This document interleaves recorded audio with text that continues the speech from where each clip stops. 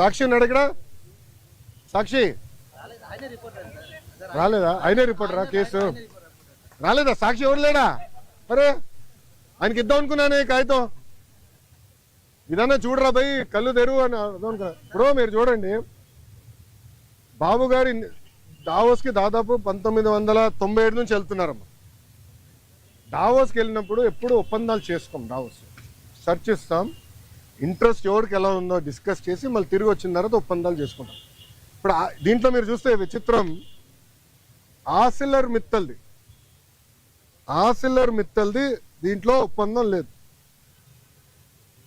పైన. అసలు ఆసిల్లర్ మిత్తల్ది 1,35,000 కోట్ల రూపాయలు పెట్టుబడి అనేది ఉంది, కానీ ఆసిల్లర్ మిత్తల్ది ఒప్పందం లేదు, ఎంఓయూ లేదు, మాకు ఎంఓయూ లేదు. ఆసిల్లర్ మిత్తల్తో మాకు ఎలాంటి ఎంఓయూ లేదు.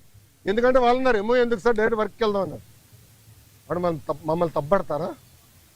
ఇప్పుడు వాళ్ళకి మన మెటీరియల్ టైప్ చేసాం ఎన్ఎండిసి నుంచి, ఎన్వైరన్మెంటల్ క్లియరెన్సెస్ మేము కోఆర్డినేట్ చేస్తాం, వాళ్ళు భూమి ఎత్తికి కూడా భూమి కేటాయింపులు కూడా పూర్తి చేస్తాం. 6-7 నెలల్లో పనులు ప్రారంభించాల లక్ష్యంతో మేము పనిచేస్తున్నాం. ఎన్నికలకి వెళ్ళే లోపల ఫస్ట్ ప్రొడక్షన్ అవ్వాలనేది మేము చేస్తున్నాం. అది కూడా మమ్మల్ని తప్పడతారా?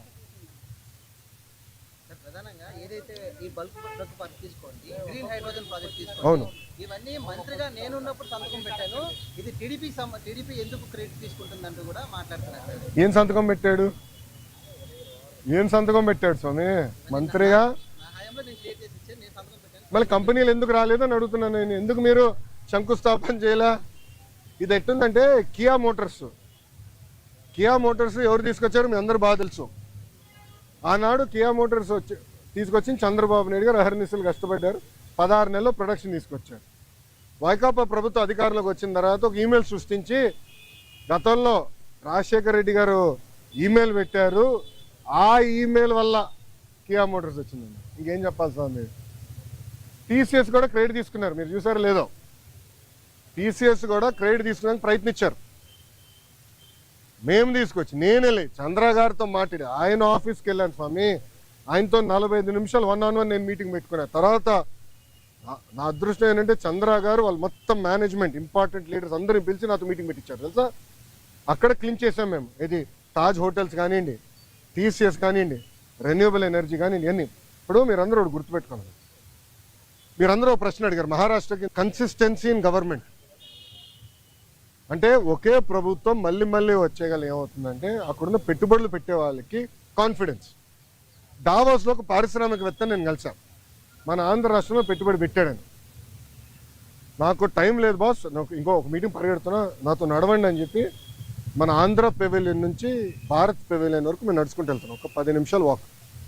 ఆయన అన్నాడు, నేను జగన్మోహన్ రెడ్డి గారిని ఇదే దావోస్లో కలిసానికి ప్రయత్నించా, చాలామంది అడిగా, కలవనని చెప్పాడు అన్నాడు. ఎందుకన్నాడు? మీరు తెలుగుదేశం పార్టీ హయాంలో పెట్టుబడులు పెట్టారు కదా అంటే, మీరు తెలుగుదేశం పార్టీ కంపెనీ, అది వరల్డ్ రినౌండ్ కంపెనీ, కనీసం వాళ్ళ సమస్యలు పరిష్కరించేదానికి గత ముఖ్యమంత్రి గారు కానీ ఇండస్ట్రీస్ మంత్రి కానీ కలవలేదు. నేను మంత్రి అయిన తర్వాత ఐటీ వాళ్ళతో మీటింగ్ పెట్టాను, వాళ్ళు కూడా చెప్పారు కదా మీటింగ్లో, ఫస్ట్ టైం గత 5 సంవత్సరాలు ఫస్ట్ టైం ఐటీ ఇండస్ట్రీతో మీటింగ్ పెట్టేది మీరు ఒక్కరే అని. ప్రజలు కూడా ఆలోచించాలి. ఈరోజు గుజరాత్లో 5వ బీజేపీ ప్రభుత్వం ఏర్పడింది గుజరాత్లో. దానివల్ల మీరు చూస్తే గుజరాత్ ఏమో స్పీడ్గా అభివృద్ధి కార్యక్రమాలు ముందరికెళ్తుంది. మహారాష్ట్ర కన్సిస్టెంట్గా మళ్ళీ ప్రభుత్వం వచ్చింది. సో కన్సిస్టెన్సీ ఉండే గల పెట్టుబడులు పెట్టేదానికి పారిశ్రామికవేత్తలు ముందరికి వస్తున్నారు, వాళ్ళు పెట్టుబడులు పెడుతున్నారు, ముందరికి వెళ్తున్నారు. ఈ మన రాష్ట్రంలో ఏమైందంటే 2014 నుంచి 19 వరకు ఒక స్పీడ్గా వెళ్ళాం, కరెక్ట్గా వచ్చి బ్రేక్ పడింది. బ్రేక్ ఎలా పడింది కూడా నేను చెప్తాను. పీపీఎల్ రద్దు చేయలేదా?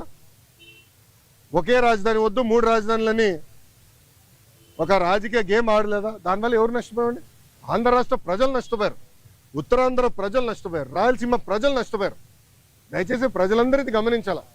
అందుకే మన ప్రధానమంత్రి గారు కానివ్వండి, ముఖ్యమంత్రి గారు కానివ్వండి, నేను కూడా నా స్పీచ్లో విశాఖపట్నంలో మళ్ళీ ఎన్డీఏ కూటమి గెలవాల్సిన అవసరం ఉందని చెప్పాను. మాకు ఇంకా 4 సంవత్సరాలు 5 నెలలు ఉంది ఎన్నికలకి, 4 సంవత్సరాలు 4 నెలలు 5 నెలలు ఉంది ఎన్నికలకి. ఎందుకంటున్నానంటే కన్సిస్టెన్సీ ఆఫ్ గవర్నమెంట్ ఉంటేనే కాన్ఫిడెన్స్ ఉంటుంది. దావోస్లో చాలా మంది నన్ను అడిగిన ఒక ప్రశ్న ఏంటి తెలుసా, మీరు బాగున్నారు, చంద్రబాబు నాయుడు గారు మేము నమ్ముతాం, కానీ జగన్మోహన్ రెడ్డి అనే వ్యక్తి గెలవడానికి గ్యారంటీ మీరు ఇస్తారా అని అడిగారు.